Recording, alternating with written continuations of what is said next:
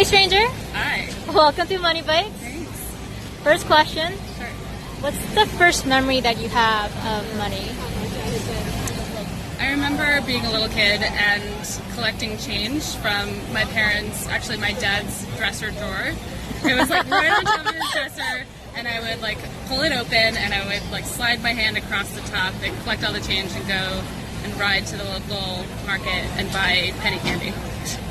So you would keep the money? Oh yeah. Gotcha. A little entrepreneur, yeah. Did your dad know of this little I don't think I scheme? ever got caught. Yeah. Okay. Did you and your parents talk about money at all? My dad ran a business out of our house, so it was always very like entrepreneurial, and talked about like, hey, you want something? How are you gonna get it? How are you gonna Oh wow. make money to earn that?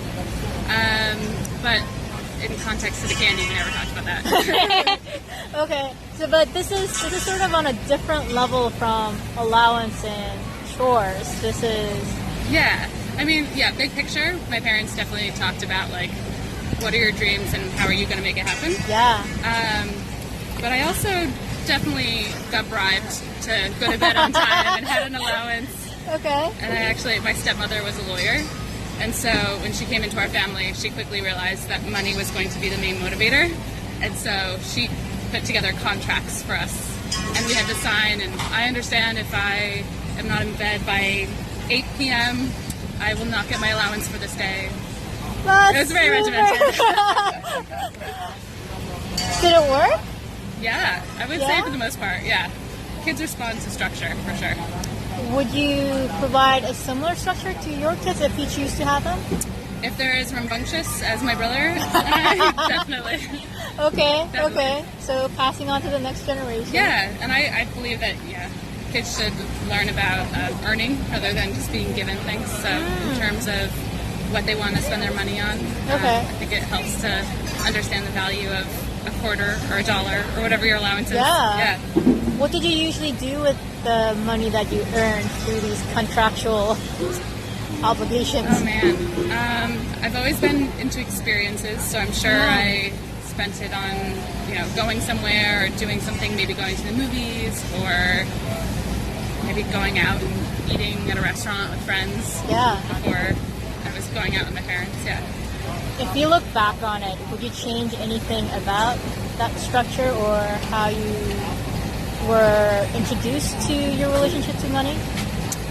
I think that as a parent, I would definitely provide even more transparency around like talking about money, and that it should be something that's not shied away from.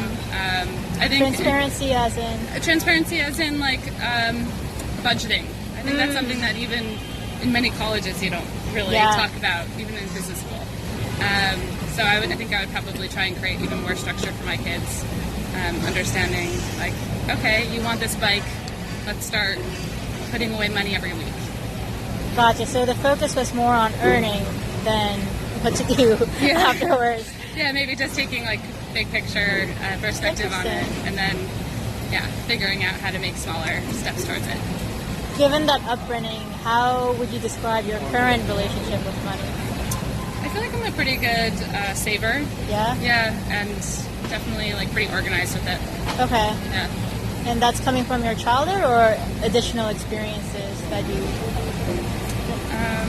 I think mostly was like originally imparted, and then I probably have taken my own spin on it. But I have like half a dozen apps that I use to every week to put money away and not even think about it. Yeah.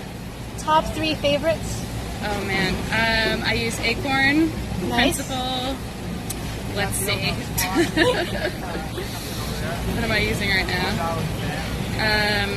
Capital. Ooh. Yeah, nice I like one. Capital actually. Yeah, that one's fun. Yeah. That's sort of my thing. Awesome. Well, thank you very much, stranger. Nice to meet you. Likewise.